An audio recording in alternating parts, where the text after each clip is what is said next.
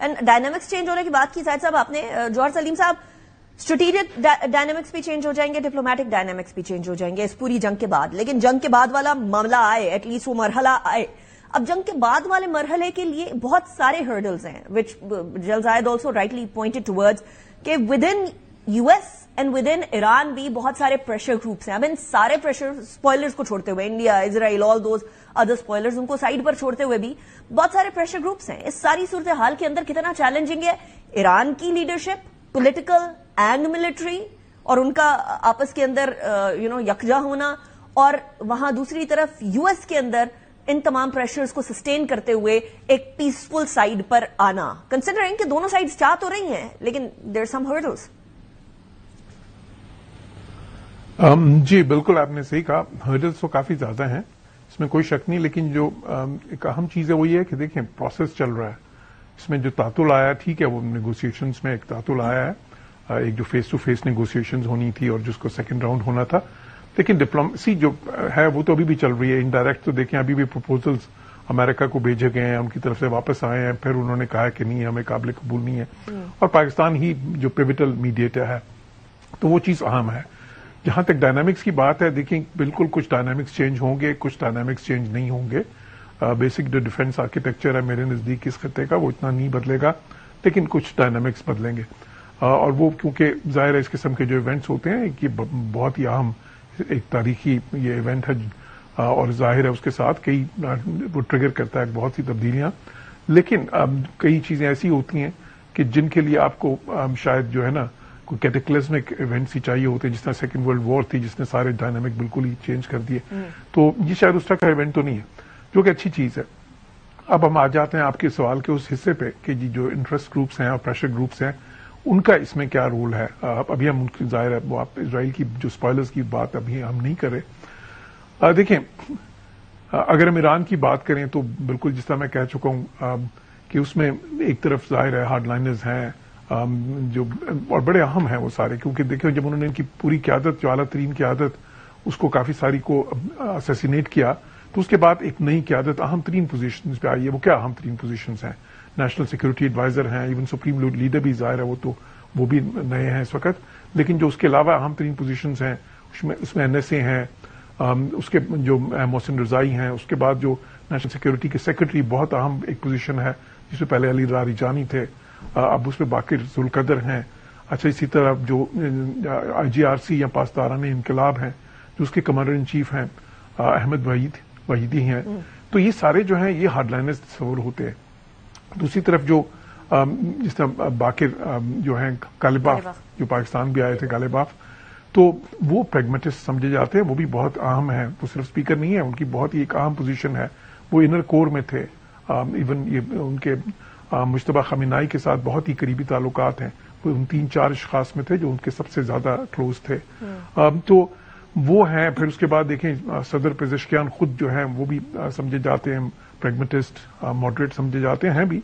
پھر یہ جو عباس عراقچی ہیں فارن منسٹر, اس طرح اب ایک بالکل مسئلہ تو ہے وہاں پہ بھی, اور یہ بے شک ہمارے کچھ لوگ کہہ رہے ہیں کہ نہیں جی وہاں پہ ایک ہی آواز ہے, لیکن فیکٹ ہے کہ وہاں پہ اگر آپ صرف ان کی ٹی وی کی تقریریں سن لیں پچھلے دنوں کی جو وہاں پہ باقر غالباف میں جا کے کی ہیں, اس میں وہ کنونس کرنے کی کوشش کر رہے تھے سب کو کہ دیکھیں یہ ہمیں یہ نہیں سمجھ لینا چاہیے کہ ہم نے بہت ہی زیادہ جو ایک اچھی ریزیلینس کی ہے, ریٹیلیشن کی ہے, تو اس کے بعد شاید ہم امریکہ سے زیادہ طاقتور ہو گئے ہیں.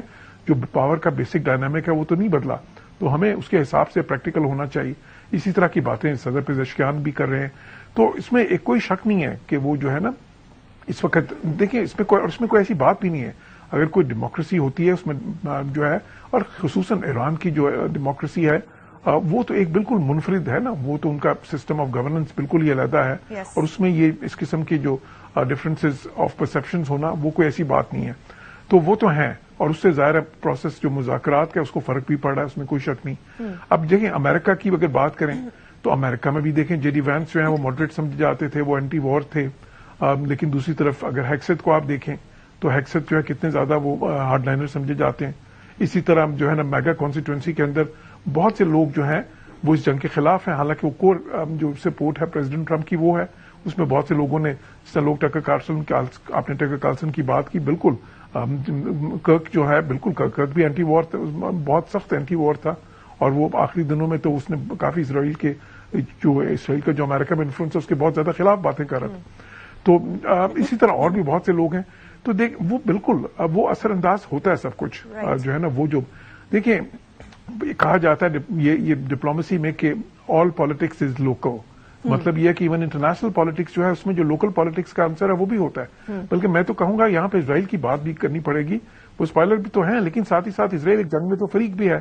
اور اس جنگ میں دیکھیں اس کا جو پرسنل انٹرسٹ ہے نیتن یاہو جو ہے نا, اس کے اوپر رشوت کے, ابیوز آف پاور کے, کرپشن کے بے شمار مقدمات ہیں, اور بہت ہی زیادہ وہ سالڈ مقدمات ہیں, جس سے کہ ہی نوز کہ جس دن وہ پاور سے باہر گیا وہ شاید جیل میں جائے گا.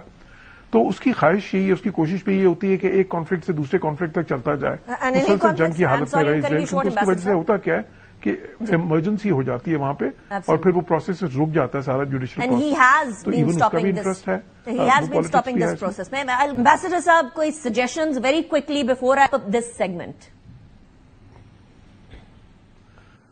جی دیکھیں, ایک تو خیر ظاہر ہے کہ امریکہ کی طرف سے اور دوسری ایران کی طرف سے بھی, دونوں طرف سے کئی سٹیٹمنٹس جو ہیں, خصوصاً پریزیڈنٹ ٹرمپ کی کچھ ایسی سٹیٹمنٹس تھیں جو بہت ہی نازک موقع پہ تھیں. اس سے پھر یہ ہوا کہ وہ جو پروسیس چل رہا تھا نیگوسیشنز کا, اس پہ کافی زیادہ وہ اثر انداز ہو گئی. تو میرا خیال ہے کہ جس طرح پاکستان اس معاملے میں بہت ہی زیادہ محتاط ہے, کوئی لیکس نہیں ہو رہے, کوئی کسی قسم کی سٹیٹمنٹس نہیں آ رہی, تو تاکہ وہ پروسیس جو ہے اس کی انٹیگریٹی جو سی قائم رہے, اور جو ہے نا اس پہ کوئی کسی قسم کا وہ کوئی چیز اثر انداز نہ ہو. وہ چیز میرا خیال ان دو اہم فریقوں کو بھی کرنی چاہیے کہ کوئی ایسی سٹیٹمنٹس جو سی ہیں وہ دونوں سائڈ سے نہ آئیں جو کہ اس کا ماحول جو ہے ایک اس کی جو ایک کانفیڈنس بلڈنگ کی کوشش ہے پاکستان کی, جو ایک ٹرسٹ ڈیفیسٹ کو دور کرنے کی کوشش ہے پاکستان کی, تو اس میں رکھنا. کیونکہ دیکھیں ایک تو کور ایشوز ہیں اس میں, اور میں کہتا چلوں کہ دیکھیں اب تو یہ کلیئر ہو گیا, میں تو یہ کنسسٹنٹلی کہہ رہا ہوں کہ کور ایشو نیوکلیر ہی ہے. ابھی بھی آپ پریزیڈنٹ ٹرمپ کی جو لیٹسٹ ٹویٹس دیکھ لیں, لیٹسٹ اسٹیٹمنٹس دیکھ لیں, وہ اس بات ہی نیوکلیر کی کر رہے ہیں. کور ایشو ابھی بھی وہ ہے, نیوکلیر ہے, اور اس کے ساتھ جو ریلیٹڈ ہیں یہ جو انفریزنگ آف ایسٹس کے اور سینکشنز ریلیف کے معاملات ہیں, جو اسٹیٹ آف ہارمز اور یہ باقی جو معاملات ہیں, یہ بارگیننگ پوائنٹس ہی ہیں, بڑے اہم ہیں, لیکن یہ اسٹل بارگیننگ پوائنٹس ہیں. اسی نیوکلیر پہ جو ہے نا کنسیشنز دونوں سائڈز کی کوشش ہے کہ وہ اپنی مرضی کی لیں. اس کے اوپر بے شک وہ یہ جو ہے نا بلاکیڈ ہے, امریکہ کی طرف سے نیول بلاکیڈ ہے, یا پھر وہ ایران کی طرف سے جو اسٹیٹ ہارمز کو بلاک کیا ہوا ہے. تو اب ظاہر ہے کہ نیوکلیر ایشو کو اتنا آسان تو نہیں ہے, لیکن جو یہ پروسیس اگر آگے چلتا رہے گا تو پھر بات جو ہے نا کہیں پازیٹو آؤٹ کمز نکلیں گی. Let's keep the ball rolling. Statements Let's keep the ball rolling. Ambassador Johar Saleem, General Zahid Mahmood, thank you very much for joining me in the program.